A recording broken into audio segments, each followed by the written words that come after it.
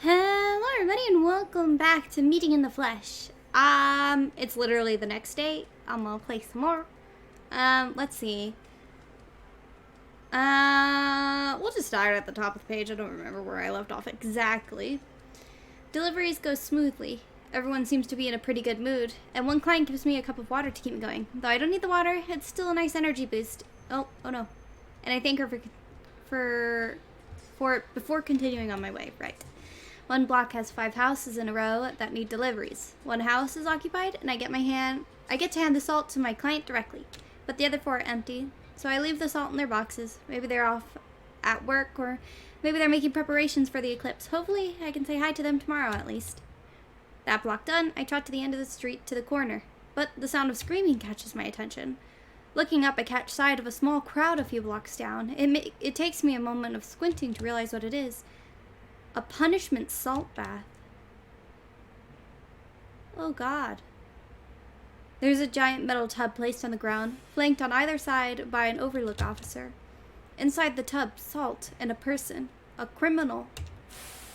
Each overlook officer is holding a capture pole, the wires at the end strung taut around the criminal's limbs, keeping them firmly in the salt bath. Even from this distance, I can make out the patches of raw, wet flesh, areas where the criminal's skin has been flayed off to expose them to the salt. That sounds awful. No doubt the salt in the bath is starting to stain red and clump together from the blood and fluids. My mouth waters a little just from the thought. These punishment salt baths serve a dual function. On the one hand, this is a pretty good punishment, though larger crimes earn harsher punishments. First-time offenders are usually only given a salt bath. The pain of having raw flesh exposed to salt is usually enough of a deterrent to keep people from repeating their mistakes in the future. Jeez. I don't know. What is your idea of a harsher punishment? Because that sounds pretty fucking bad in my opinion. And on the other hand, salt used in these punishments is a bit of a delicacy. Though not as prized as honey or mercury salt, punishment salt has a savory tang to it that almost everyone enjoys. Just enough blood gets mixed into the salt to give it a unique flavor and take off some of the harsh edge of the original salt taste. I see. Sorry, my lipstick gooped up in the corner of my mouth. God, I hate that feeling. Hashtag so relatable. Sorry. Yes. I'll probably be seeing a bunch of punishment salt to be delivered tomorrow. Maybe I'll claim a package or 2 for myself. Everyone's talking about the eclipse after all. Maybe I can treat myself. Whoever is immersed in the salt gives a gurgling scream. Sunlight glints brightly off the salt tub.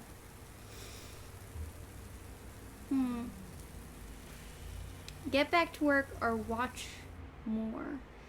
See, my thought about watching more is this. I would never oops, sorry, wiggling my camera. I would never watch more. If I lived in a country that did public torture punishments, I would not be able to watch that. But in this specific universe, they eat the salt after the criminal is done bleeding into it. So maybe I should stay to watch a little longer. It seems like a less awful thing in this universe somehow. I don't know. That's my thought process. Let's watch a little longer. I don't want to rush through the game by always choosing the safe options, you know? It's a fascinating sight, and I think I could spare a few more moments to watch. The smell of blood intensifies. The capture pole's wires must have dug into a vein. I inhale deeply. The inside of my nose stings a little as I do, the raw patches on my face. But I could also... Oh, sorry. The inside of my nose stings a little, as do the raw patches on my face. But I can also feel myself getting a little hungry. If I stay here too long, I might start getting distracted. Maybe it would be best if I got going.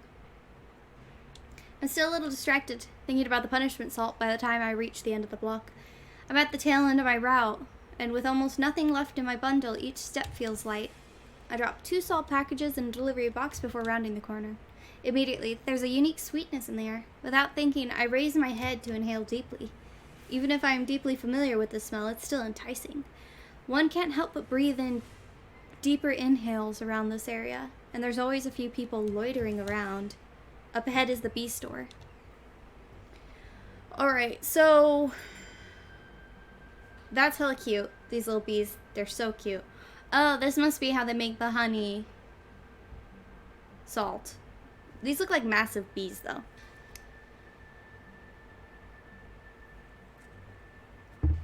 Sorry, I was holding that can for a while, looking for an opportunity to drink. But also, I've turned off the music for myself. I can't currently hear it. It's just so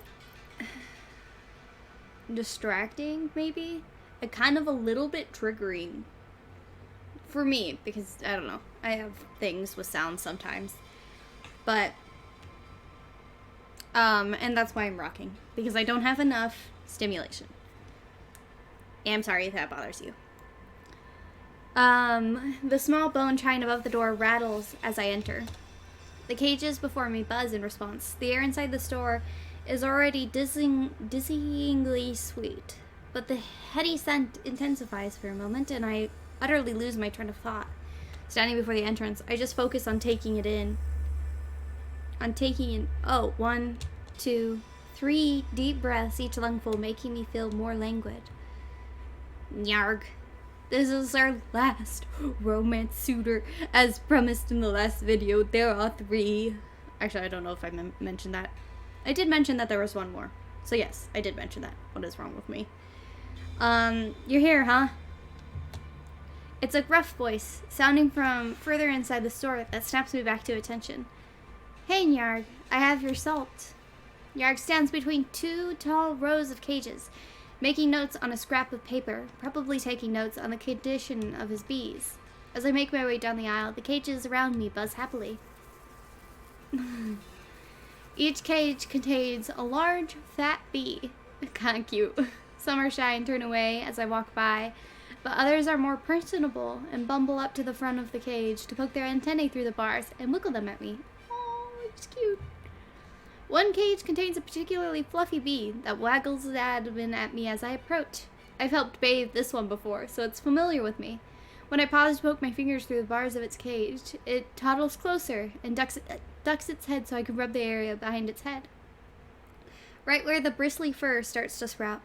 I pet it a few times, rubbing my fingers in short strokes, and it hums happily in response, flicking its wings.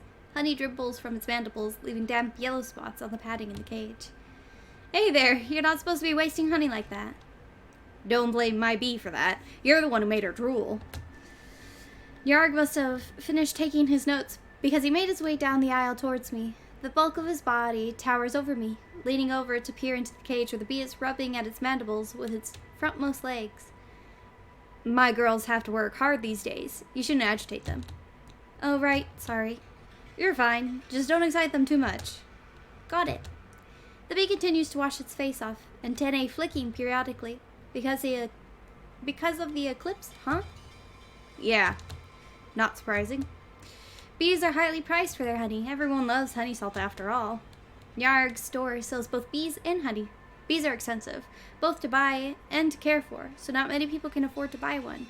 But saving up to buy some honey for special occasions is much more doable. Maybe I can do that, actually, since I don't have any other plans for the eclipse. Hey, Nyarg. Do you have any plans for the eclipse? No. Not surprising. Nyarg is the type who largely keeps to himself. But I suppose the eclipse would be nice to watch. I wonder if Nyarg talks through more than one mouth at a time. Right? I'm thinking the same thing. It would just take a relaxing break watching it happen. Sounds ideal. Think I should buy some honey for the occasion? I do have a few bottles left for today.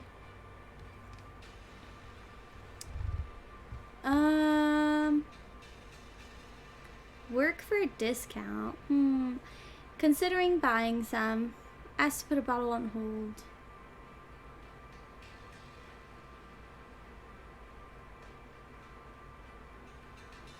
I think that jokingly ask if you can work for a discount isn't a horrible option. Like, it's not rude, I don't think, because you're working for the discount, you know? So it'd be like an employee discount, I guess. I'll just say I'm considering buying some, though. Yarg would probably be happiest if I honestly said what's on my mind. You know, I don't do it often, but I was considering picking up a bottle, since it's a special occasion and all. Do you want one now? Not now. I don't carry my wallet with me on my route. Maybe tomorrow. I might sell out tomorrow, but I'll set a bottle aside for you tomorrow if you want. That'd be great, thanks. Yarg only grunts in response, but some of his lips quirk a little. I think he's pleased. The bone chime on the door rattles as another customer enters, and I give Yarg a quick wave. I better go, actually. I'll see you tomorrow. Yarg grunts again, already turning towards his new customers. I give the bees a little wave, too. They buzz back at me, the sweet scent of honey in the air intensifying in that moment. I almost stumble as I turn towards the door, inhaling deeply one last time before stepping outside. My head clears immediately. The air just outside is sweet, but it's nothing compared to the intensity inside the store. Outside, a few people peer into the window, looking at the bees on display there. It smells so good here, doesn't it? Want to go inside? Nah. I went through puberty. Nah. I don't want to run into the owner guy. Why? What's wrong with the owner? I was about to resume my route, but I paused, pretending to adjust the fabric tied to my shoulder. Not that that's even necessary. The strangers don't pay me any attention. I heard he doesn't eat much salt. So what? But he eats something other than salt. What? I roll my eyes a little. Nobody knows, but it's not normal to eat. Sorry, I can't keep that up. It's not normal to eat so little salt, you know. And my friend said he once went into the store and they saw him eating one of the bees. Gross. I've heard all I care to hear, so I finished adjusting my pack and set off at a steady gallop. There are a few weird rumors about Yarg floating around, and though I once interrupted some gossipy customers, Yarg told me not to bother in the future, that he doesn't care what other people say. Still, it irks me that people bother making up these silly rumors about people just because they're different. And Yarg is a good guy. When I get home, I look through my savings to make sure I have enough to buy a little bottle of honey. He seems pleased by my promise to buy a bottle after all. Thanks, Phil. I was worried you might be late, since things seem so hectic today. I'm glad I didn't keep you waiting. You always work so hard, so I know I can count on you. But don't work yourself too hard, you hear? Make sure you give yourself some time off on the eclipse. I'll do that. Don't you worry. I wave to the last of my customers for the day, sighing quietly as I turn the corner back onto the main street. Sorry if I keep, like, slouching and, like, all kinds of stuff. I'm pretty tired. Today I can't say I've done a lot, but I'm still, I don't know, maybe it's because I missed my medicine early in the morning, and then I went out and it's just really hot today, and then I made some food that took way longer than I was expecting it to, and set me back on my plans for the day. Ugh. Sorry for complaining. Thanks for hearing me out. Alright, the empty pack over my shoulder gets folded up into a little cloth bundle I can fit into my pocket. I'll drop this off tomorrow morning while picking up my salt, so my work for today is done. Back home, I guess. It's not too late when I get back home. I feel tired nonetheless. Maybe it's the atmosphere. Though the walk back home had been uneventful, the spark in the air has still been present. It had been like trying to wade through a shallow pool of water. The energy sloughing off one's skin in thin sheets with each little conversation with a passerby. Everyone had seemed genuinely excited, and I was happy for them, truly. But now that I'm in my room, alone, I can't help wondering if it's really fine for me to have no plans at all for the eclipse. I open the window and lean out as I chew on a block of salt, feeling each bite sting at my gums. Outside, the two moons glow past a gossamer curtain of clouds. They infuse the night sky with a gentle light, warding off the complete darkness, and I bask in the cold light as I reflect on the day's events. It's so interesting. I wonder why their diet consists of mostly salt, if not all salt. Well, I can't say all salt because they eat blood and honey too. But like, if it's hurting them to eat it, So interesting. All of my customers had such different expectations for the eclipse. It sounded like you still had something in mind. Same for Branton. I guess Nyarg doesn't have any plans, but he has to work hard leading up to the eclipse. I finished my salt, dusting my hands off outside, and closed the window as I retreat back into my room. Well, I guess it's kind of late to be making any big decisions anyway. And the belief that the eclipse will herald anything good is just superstition. It's a little early to be sleeping, but the day's been weirdly exhausting, and I can feel sleep rolling in like a blanket of fog, steadily clouding through my head. As I sink back into my bed and stare up at the ceiling, I idly consider tomorrow's route. I guess I'm gonna be pretty busy tomorrow, too. Though I start going over tomorrow's route in my head, I can feel my thoughts rapidly clouding over.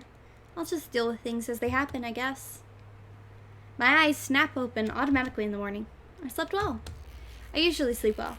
Running all day tends to do that to you. I resist the urge to roll over and bury my face back into my pillow, settling for closing my eyes until the alarm beetle starts chirping. The moment that familiar noise starts buzzing from the bedside table, I'm up on my feet, stroking its wings to quiet it. As I walk around my room munching on my salt, I glance outside where the skies are warm with sunlight. It's still early, but I can already hear the sounds of faint chatter floating through the window. People aren't usually up and about at this time of day. I peek out the curtains as I lick the last crumbs of salt off my lips. I can spot a few more people standing around, sweeping the streets, or talking amongst themselves, probably discussing the eclipse. I hurry a little as I wash my hands off and prepare to leave the house. I didn't set my alarm for today any earlier than usual, but maybe I should have. I get the feeling today's going to be a busy day. Good morning, dear. Morning, Aggery. In a hurry, are we? Just a little. Seems like today's going to be hectic, so I should probably get to the plant fast. Alright, I won't keep you then. Have a safe day. Thanks, you too. I feel a little bad about rushing past her like this, but I can already tell that today's going to be a bit different. There's a strange electricity in the air, the feeling that something's going to happen soon. A few blocks down the street, I can see a group of people huddled together. Heads gathered, they look like they're discussing something very important, their hands and claws quivering with excitement. I take a right turn into an alleyway before I reach them, so I won't disrupt them by running through the group. No doubt this is an important moment for them, but I do pick up the pace into a light trot. My boss might be mad if I'm late today of all days. You're here. Sorry if I'm late, boss. You're not, lucky for you. He sounds tense, perhaps understandably. The plant feels busier than usual, with more people bustling around. He hasn't even told me to wear my mask yet, so I do it on my own. I don't want to stress him out for any reason. How's today's route looking? You better go quick. It's looking complicated. I follow him over to the tables where today's delivery bundles are being assembled. They don't look as put together as they usually are by this time. We're a bit behind schedule. We've got far more specialty salt requests than we planned, so we had to throw together a batch at the last moment. I didn't expect people to splurge this much for the eclipse. He grumbles, but his hands don't stop moving. I stand alongside him, peering over his shoulder at the delivery list so I can help assemble salt packets and divide them into bundles accordingly. It's true that the list looks far more complicated than it usually does. Longer, too. Usually the daily deliveries are almost all plain salt, with just a handful of special deliveries. Today, the list is peppered with requests for honey, mercury, and punishment salt. So much for my plans for requesting some punishment salt of my own. I better focus on getting the job done today first. Wrapping the salt into isn't my specialty, so my movements are a little slow, but even that's better than nothing, judging by the way my boss gives an approving nod. Jeez, I cannot talk today. His hands dart about the table, grabbing up salt blocks from their crates and wrapping them tight in the pre-cut fabric in one smooth movement, then sliding them across the table. I know he's been the head of the salt plant for 50 years now. This must be second nature to him. You're a good kid, you know that? You're a good kid. I'm not a kid. He just grunts at that. I must look like a kid to him, with his age and experience. But thanks. I just want to help with what I can. He grunts again. It's not like him to say something so mushy. He must be really stressed. You're a hard worker and you care about other people. That's important. Don't let anyone tell you otherwise. You're a good kid. I can't fight back a grin at that. Thanks, boss. My boss wraps salt at a ferocious rate, swiftly adding to the pile, but regardless of our addition to the worker lines, we're a bit behind schedule by the time my boss hands over my bundle and the route notes for the day.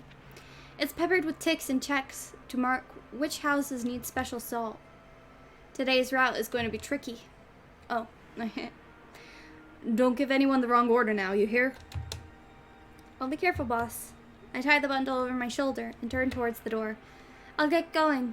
Good luck here. Be careful. I give him a little wave as I turn towards the door. It's necessary to start my route at a brisk walk to keep my legs from cramping up later on, but I ramp up pretty quickly into a trot, then a light gallop. I do need to pace myself to avoid tiring myself early on, though. Today's going to be a bit exhausting for sure, but the thought of getting everyone their special salt to celebrate the upcoming eclipse keeps me going. I hope a lot of people are going to be happy. Here you go. Thanks, man. First, it was a little scary. I think most people can immediately tell that I'm in a bit of a rush. I feel bad not stopping to chat with people, but it can't be helped today. Even with the fast clip I'm moving at, I'm already a little behind schedule. My feet slip a little as I round a corner too quickly, and I have to dig my claws into the ground to keep from falling over. At least I'll be able to unload a good deal of my cargo at Yeastel's office. The office is a bit busier than usual when I open the door to step in. The workers murmur quietly amongst themselves, heads together, hands shuffling about papers. It's usually almost silent in here to help Yeastel concentrate, so any noise feels out of the norm. I didn't notice the eyeballs on the spire outside swiveling around frantically as... I did notice the eyeballs, swiveling around frantically as I walked up. There must be a lot going on. Sure enough, when Yeastel disengages from the pod and strides over to me, he looks tired. Despite the slick of fluids, his exoskeleton is slightly lacking in its usual luster, and he blinks more often, running his fingers through his hair. Good morning, Vil. Morning, Yeastel. Are you holding up all right? Yeastel smiles. I'll be fine, thanks. It's just a bit busy. There were a few incidents last night, so I had to stay up to take care of them. God, I turned the music back on. It's just too much. For me, it's just so aggressive. I can't concentrate at all. He talks as he leads the way towards the side table where I can set out today's salt delivery. I have to admit, even if I knew the eclipse would be hectic, I didn't expect things to ramp up so quickly. His narrow chest rises, then slowly sinks back in as he looks towards his open pod. Without a controller, the pod lies dormant, its eyes closed and folds of flesh quivering to a stop. It seems everyone's excited to make big, life-changing decisions during the eclipse, but with that excitement comes a lack of judgment in some people, so there's been more trouble in general. Yeastel sighs again. I can see a sliver of sharp teeth past the thin gap between his lips.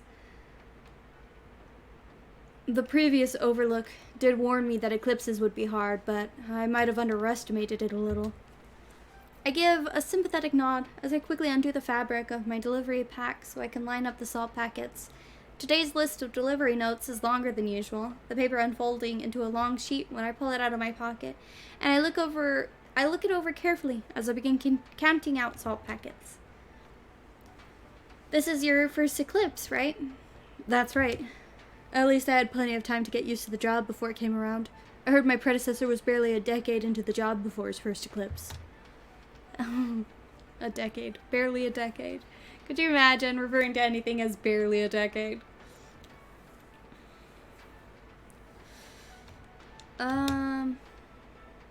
Yeastel laughs. It's soft chittering. I thought I read that line. Yeastel laughs. It's a soft chittering noise, like a cluster of birds, and I can't help but smile in reflex. I can only imagine how hard that must have been. Oh yes. Oh yes. He never stops telling me about how difficult that was. Yeastel's fingers are long and delicate as he double-checks my counting, making sure there's the right number of each type of salt. Tan for normal, white for mercury, yellow for honey, red for punishment. The office doesn't usually get such a wide variety of salts, but the eclipse merits some splurging, I guess.